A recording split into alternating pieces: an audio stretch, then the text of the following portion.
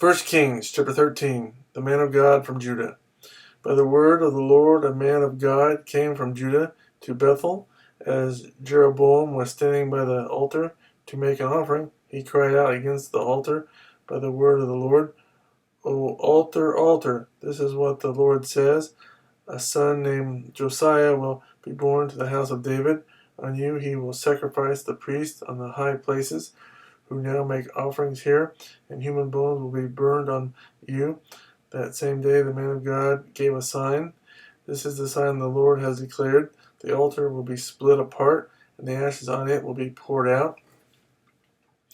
When King Jeroboam heard what the man of God cried out against the altar at Bethel, he stretched out his hand from the altar and said, Seize him.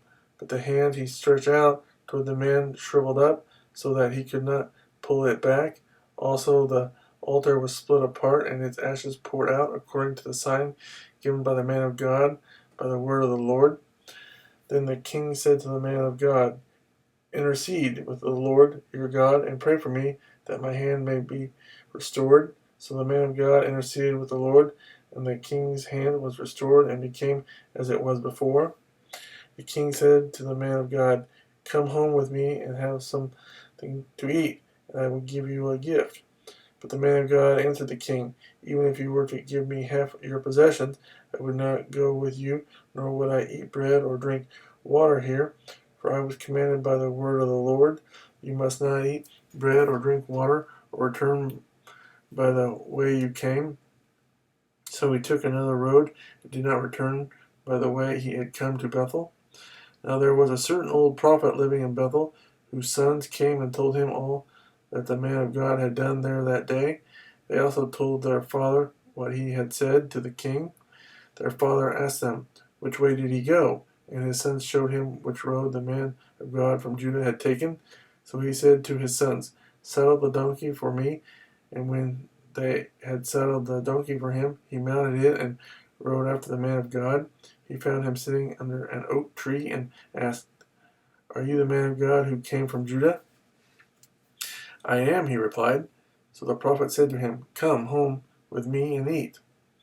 The man of God said, I cannot turn back and go with you, nor can I eat bread or drink water with you in this place. I have been told by the word of the Lord, You must not eat bread or drink water there, or return by the way you came. The old prophet answered, I too am a prophet, as you are. And an angel said to me by the word of the Lord, Bring him back with you to your house, so that he may eat bread and drink water. But he was lying to him. So the man of God returned with him and ate and drank in his house. While they were sitting at the table, the word of the Lord came to the old prophet who had brought him back. He cried out to the man of God who had come from Judah, This is what the Lord says. You have defied the word of the Lord and have not kept the command the Lord your God gave you. You came back and ate bread and drank water in the place where he told you not to eat or drink.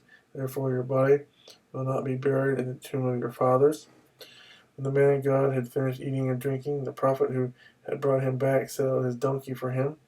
As he went on his way, a lion met him on the road and killed him, and his body was thrown down on the road, with both the donkey and the lion standing beside it. Some people who passed by saw the body thrown down there, with the lion standing beside the body, and they went and reported it in the city where the old prophet lived.